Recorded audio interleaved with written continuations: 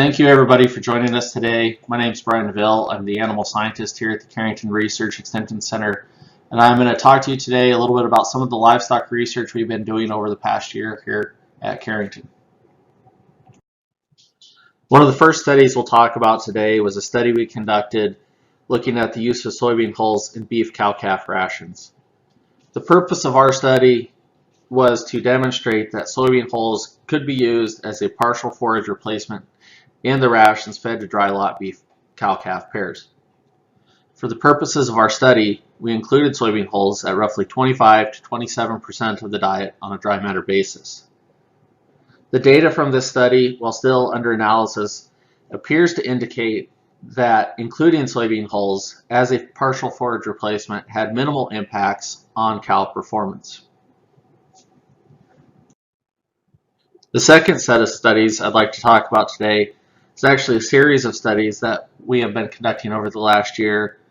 In particular, Wade Roadhorst, our research specialist, has been working on these studies, looking at the impacts of roughage source and inclusion level on ruminal fermentation and feedlot performance. Now, there are three studies to this, I guess, that I would like to bring up. The first of those would be looking at roughage inclusion level in a wheat-based finishing diet. That study actually included both a feedlot component and a metabolism study or a fermentation component to that study. The second study we have conducted in this area was actually, again, going back to our first study we talked about with soybean hulls, trying to look at the use of soybean hulls as a fiber source in feedlot diets as well. And finally, the last study we've been conducting in this area is looking at evaluating different roughage sources in corn-based diets. Those roughages would include hay, silage, and a combination of beet pulp and straw as our roughage sources in those diets. And again, these studies are still very much underway at various stages of completion, so I don't have any data to share with you at this time. The next study I'd like to talk to you today is about looking at the impacts of pre- and post-weaning trace mineral programs on feedlot performance, liver trace mineral accumulation, and the immune response of newly arrived beef calves.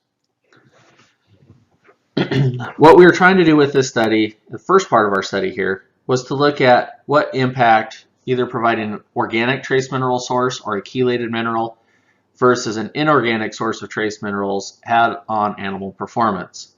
And what we're able to find is that by providing an organic trace mineral source to calves upon arrival, average daily gain was increased from 3.5 to 3.75 pounds per day during the first 53 days on feed. However, as these animals reached maturity and finishing weight, these differences were not present.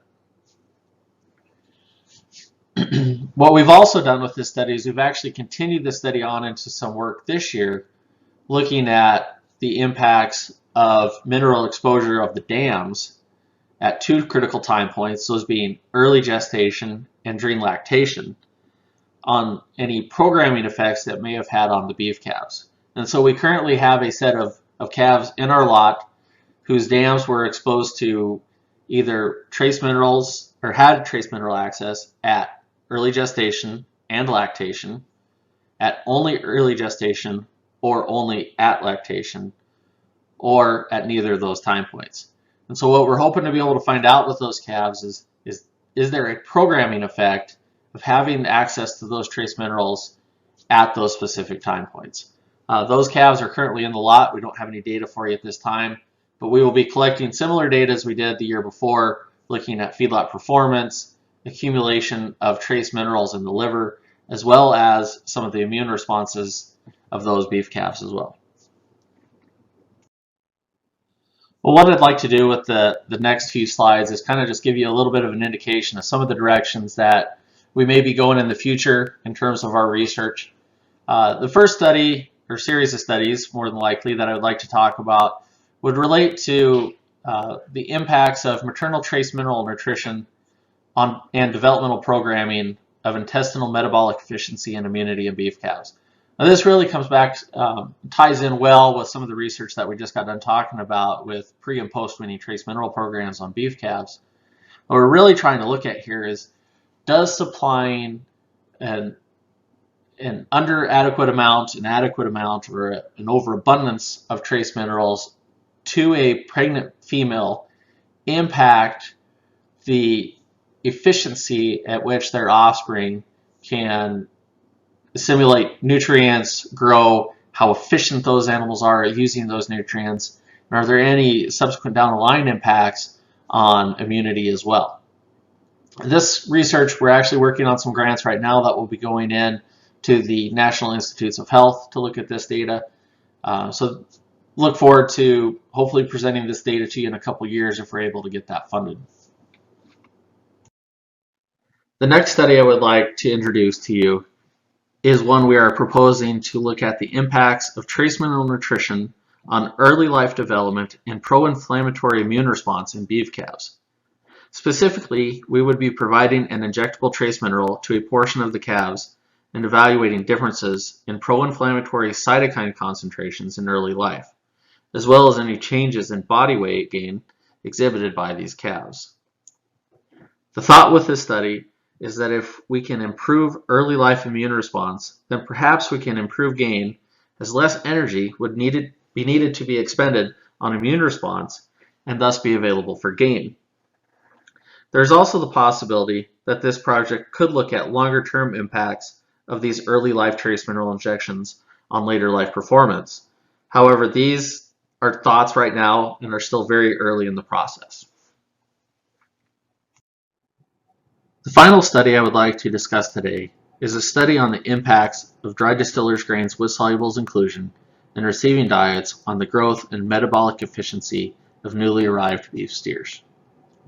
Some research has indicated both positive and negative responses to including dried distillers grains with solubles in receiving rations, and this is very dependent on the concentration of distillers grains used. Certainly, one of the most important things we do with newly arrived beef calves is get them eating. One of the benefits to dried distillers grains with solubles is it has a very appealing smell and perhaps helps prompt calves to try feed. What we hope to be able to do with this study is to evaluate the following. First, does dried distillers grains with solubles inclusion stimulate greater intake soon after arrival? Second, does dried distillers grains with solubles inclusion improve the gain of these animals soon after arrival? And finally, what impacts does dried distillers grains with solubles inclusion, or more specifically, the impacts of distillers grains inclusion on intake, have on the metabolic efficiency of those beef calves? Again, at this time, this is just a proposed study and we do not have any data to share, but we hope to be able to get these studies funded and share data with you in the future. With that, I'd just like to thank you all for taking time to listen to this presentation. And if you guys have questions at any time, feel free to reach out to us at the Carrington Research Extension Center. We would be happy to answer your questions as they come in. Have a good day.